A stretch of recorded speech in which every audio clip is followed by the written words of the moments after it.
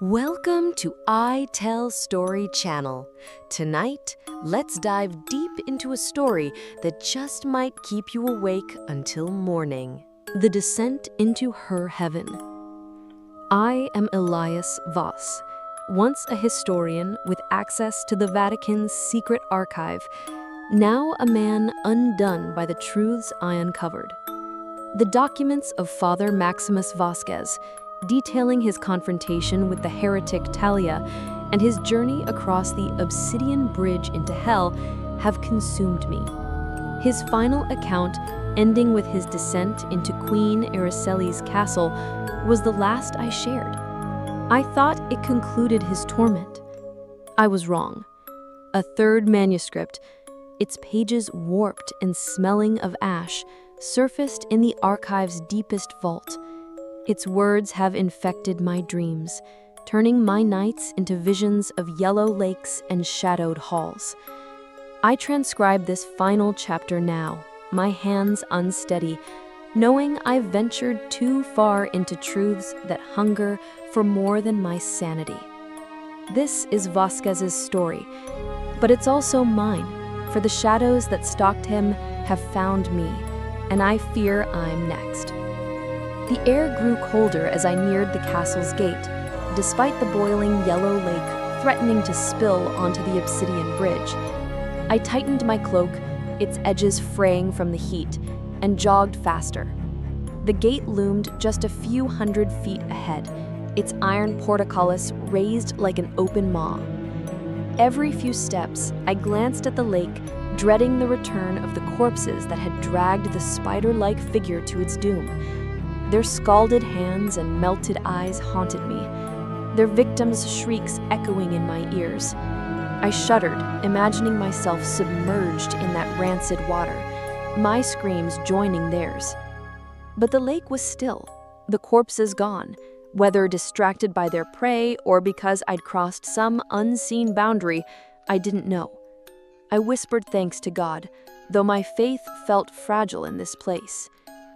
Mist, thick and yellow as the lake, poured from the gate, cloaking what lay beyond. I strained to see through it, my scholar's curiosity warring with fear. The castle towered miles into the starless sky, its barred windows snaking along walls that seemed to pulse. How many souls were trapped within? How many sinners begged for mercy as hell's denizens tore them apart? Did God hear their cries? Or were their prayers lost in the void above? These questions gnawed at me, even as terror threatened to drown my reason. The knowledge this castle held could eclipse a lifetime of scripture. I couldn't turn away, no matter the cost. Yet, a voice within warned that Talia had orchestrated this. Her words, "I've been preparing for this moment for 5 years," rang in my mind. She'd endured my torture to lure me here, her eyes gleaming with intent as she choked me into this vision. Her goal was clear: my suffering, punishment for the Kirch's crimes against her people. But I refused to break. God was my shield, and no heretic, no matter how powerful, could challenge him. Or so I told myself, clutching the cross at my neck, its edges biting my palm. I stopped before the portcullis, the mist stinging my eyes. It was so dense I couldn't see my own hands. "Welcome, Father Vasquez," a woman's voice purred. From within, I froze, heart pounding. The voice was Talia's, but richer, as if layered with countless others. "Show yourself," I demanded, "so we may speak as equals." The mist vanished, sinking into the floor like water down a drain. My eyes burned, adjusting to the dim light. At the foot of a sprawling yellow staircase stood a woman of unearthly beauty, hair black as the void, eyes glowing like embers. Her smile was both serene and predatory. "Who are you?" I asked, my voice trembling. Her smile widened, a rattling echoed above, and I looked up to see 2 iron hooks plummeting from the ceiling. I screamed as they pierced my back, tearing through muscle and bone. Pain, white hot and all-consuming, exploded through me. The hooks hoisted me into the air, blood streaming down my spine. "Embrace the pain," she said, her voice calm. "It will be your eternal companion." Tears blurred my vision. I cursed my hubris for entering the castle, for underestimating Talia and this place. The agony was unlike anything I'd inflicted in my chamber. Knives seemed to grate my spine, each breath a fresh torment. I prayed, begging God to save me, to forgive my sins. But his silence was deafening, deepening my despair. "God is dead," she said, stepping closer. "Praying is useless." "Release me," I rasped. She laughed, a sound that clawed at my soul. "Mercy is a myth here. Your journey through my castle will break you. You'll beg for death, but it won't come." The chains jerked, whipping my neck and filling my vision with stars. "God damn you," I shouted. "You have no right." "I have every right," she replied, gesturing to the vast hall. "You're not the first priest to hang from those hooks. My domain holds more of your kind than stars in the sky. This castle is my heaven, and hell lies beyond those doors." She pointed to massive red doors at the room's end, their surface carved with writhing figures. "Welcome home." The chains groaned, dragging me toward the doors. I clawed at them, their iron scalding my hands, but the hooks only dug deeper. The doors swung open, revealing a tunnel that plunged into the castle's depths. A cold wind howled from within, rattling my chains. I closed my eyes, unable to face what waited below. The descent was endless. The tunnel's walls glistened with something alive, veins pulsing beneath stone. Whispers filled the air, my name woven into their chorus. "Maximus," they hissed, "you opened the gate." The air grew colder, the light fading until only the glow of my blood illuminated the path. Shapes moved in the shadows, tall, angular, with eyes like slits of fire. They didn't touch me, but their presence was a weight, crushing my spirit. The tunnel opened into a chamber vast as a cathedral, its ceiling lost in darkness. Cages swung from chains, their occupants screaming, some human, others twisted into forms I couldn't comprehend. At the center stood the woman, now cloaked in shadows that writhed like serpents. "You've served me well," she said, her voice Talia's, but older, eternal. "The antifact was never yours. It was mine, and you were its key." "What are you?" I gasped, blood dripping from my lips.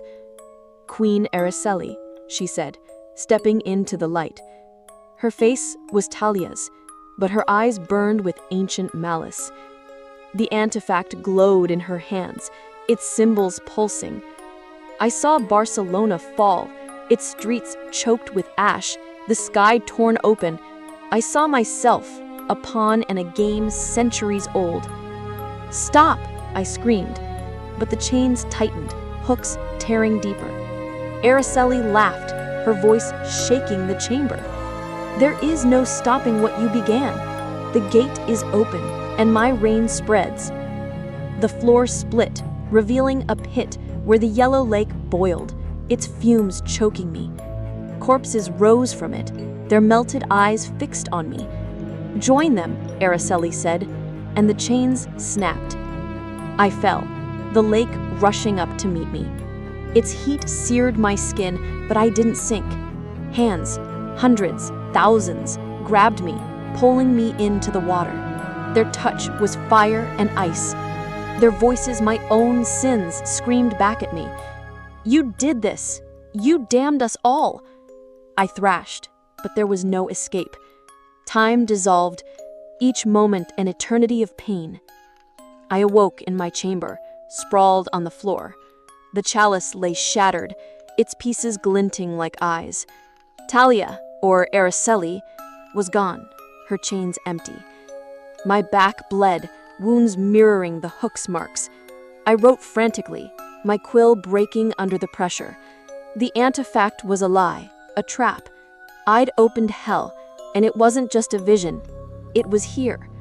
The whispers followed me, louder now, and the air reeked of sulfur. I sealed the chamber, fled Barcelona, but the castle's shadows clung to me. I hear her laughter still, promising my return. I found Vasquez's final document last week, hidden in a locked casket in the archive. Its pages were warm, as if freshly written. Since then, my life has unraveled. The scratches on my desk now form words, Araceli waits. My apartment reeks of sulfur, and my mirrors reflect a yellow mist that vanishes when I turn. Last night, I woke to find hooks hanging over my bed, swaying gently. They were gone by morning, but my back aches and I've found blood on my sheets. I burned the documents, but their ashes reformed, pristine on my desk. The Vatican ignores my pleas to seal the archive. They know what I found. Maybe they always did. The artifact is out there, in their vaults or in Araceli's hands. I hear her voice now, not in dreams, but in the silence between heartbeats. She whispers, "You read my story. Now you're part of it." I'm writing this as a warning, my last act before I disappear. The church's secrets aren't just sins, they're gateways. The artifact isn't destroyed, it waits, choosing its next key. If you hear laughter, high and sharp, or see mist where none should be, run. Don't seek the truth. I did, and now the gate is opening again. My name is Elias Voss, and I fear I've damned us all.